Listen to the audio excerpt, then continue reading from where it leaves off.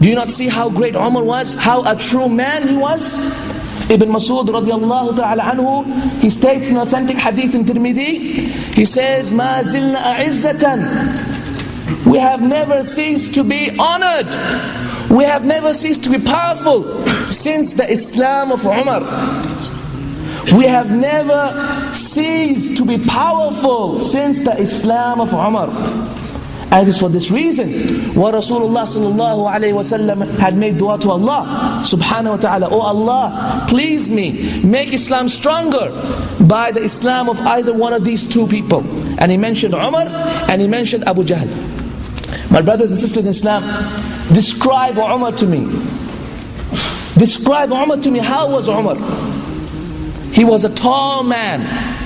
The companions say that he was a tall man until when if he would walk between the people, you could see him because he was so tall. And he was bald. Not completely bald, but very bald. He was tall, he was bald, and was he fat? Was he fat? No, he wasn't fat. He was very, very, very thin. Very, very, very thin. He didn't have any six packs. He didn't bodybuild. He wasn't a Mr. Universe, but he was a true man. Because true men are not described by these criteria. These are not the criteria to describe who true men are, brothers and sisters in Islam. These things which we have set up for ourselves, by saying the people who are more stronger, by saying people who are more beautiful. If you can enter yourself in the 10 most sexiest people, as they say, then you are truly a man. As the women say, oh, what a man. And the legs go weak thinking about this man. This is what people think is a man.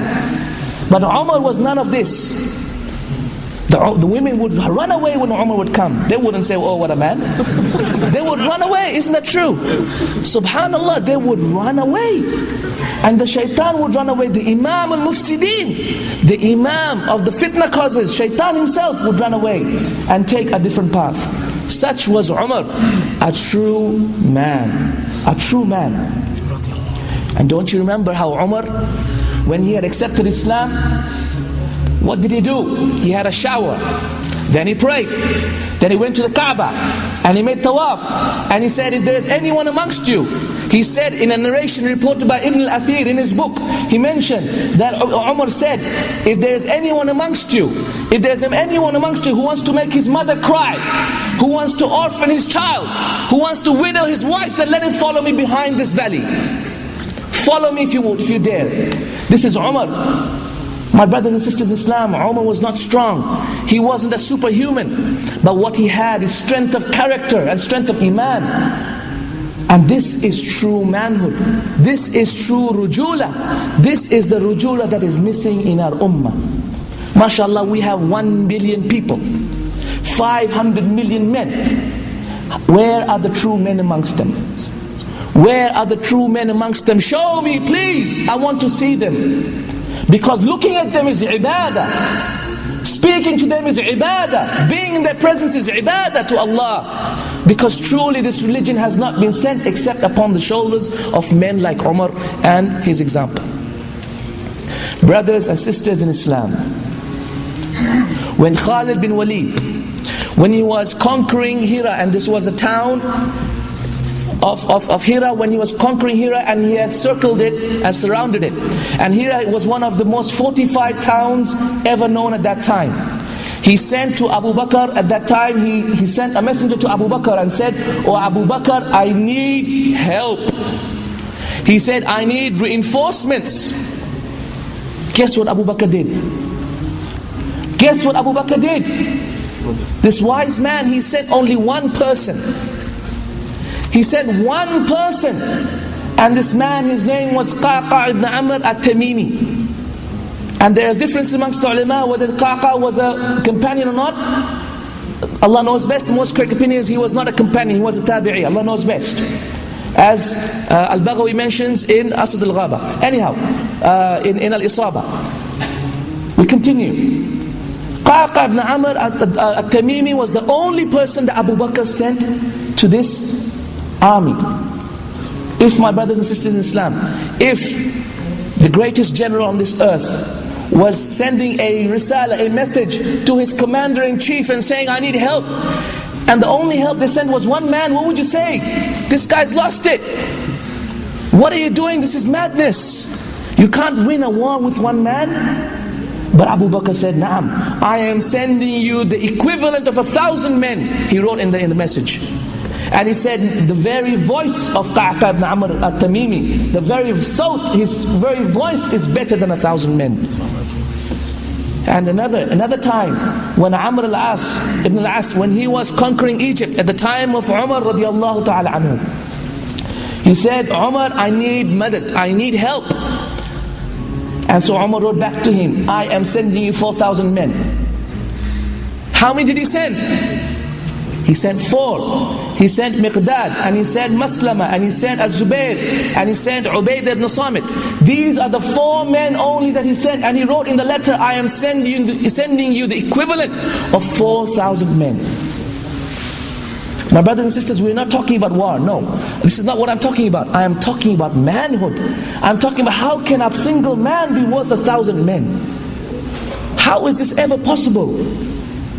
How can a single man, and you're all men here, if none of you are feeling something in your heart, some shame in your heart, or some anger in your heart, then truly there's something wrong. Go to the doctor tomorrow. Let him check you out. Have an ECG. Make sure it's working well. Brothers and sisters in Islam. Brothers and sisters in Islam. True manhood is truly as scarce as the salt in the food. You see how the salt in the food is so little? In the same way are true men, so very few. And that is why Rasulullah sallallahu alaihi wasallam in an authentic hadith in Bukhari,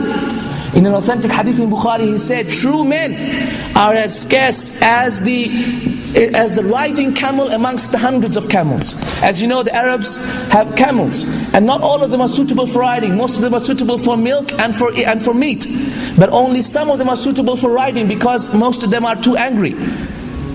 And so Rasulullah he gave the example that true men are as scarce to find just as the riding beast amongst the hundreds of camels in the ocean of camels there. My brothers and sisters in Islam, not only in the time of the companions, but in the time thereafter, we find beautiful examples of manhood. Beautiful examples of manhood. In fact, are there brothers over here from Yugoslavia? Are there brothers from Bosnia? Anyone here? Probably, perhaps you're too shy to say.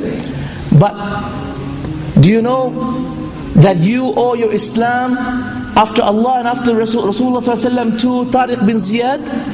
This hero of Islam known as Tariq bin Ziyad, do you know his story? Let me tell you his story. Tariq bin Ziyad was a great general of Islam. And he landed on the shores of Europe with 12,000 men. And King Roderick, who was the king of Spain at that time, he met Tariq bin Ziyad with 100,000 Visigoth Christians. How much army did Tariq bin Ziyad have? 12,000. Do you know what Tariq bin Ziyad did when he saw the 100,000 lined up in front of him, the 100,000 enemy? He said, you Muslims, burn the boats. He said, burn the boats. And so all the boats were burnt. In front of their eyes, the boats were burnt. Naam. In front of their eyes, the boats were burnt.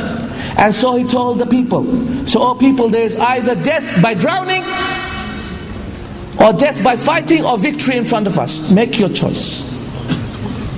Make your choice. Look at the manhood. I am amazed at this. Isn't it amazing? 12,000 against 100,000 people?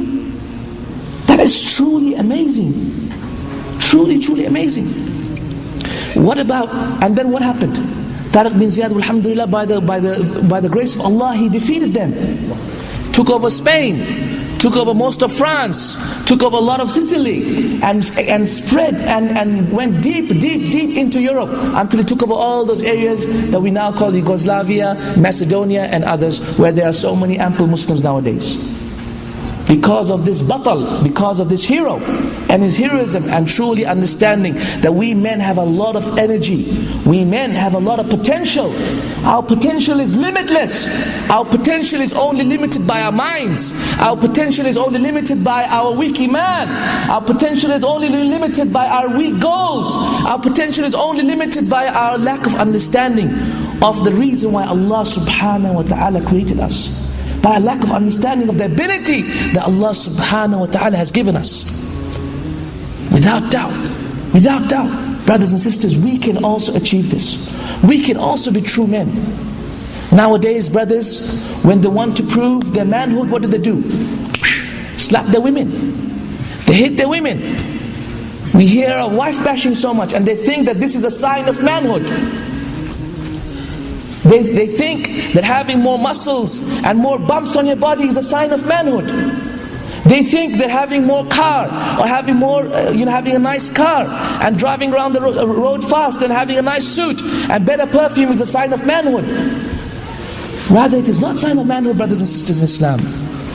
This is not the sign of manhood. This is not manhood, brothers and sisters in Islam. People think that age is a sign of manhood. They think that when you get older, you become a true man. This is not the sign of manhood.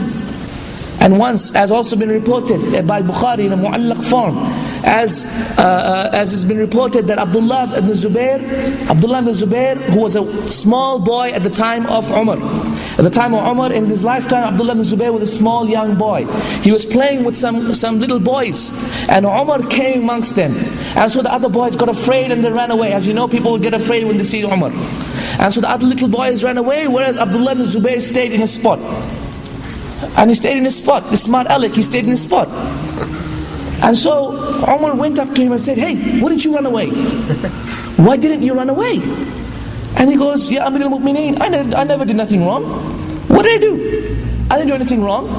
And the road is big enough for you and me. Let's just pass on." SubhanAllah, look at the manhood that even little children had. And this is why Abdullah ibn Zubair became the Khalifa. And he became the Khalifa after the death of Yazid for how many years, brothers? For 9 years.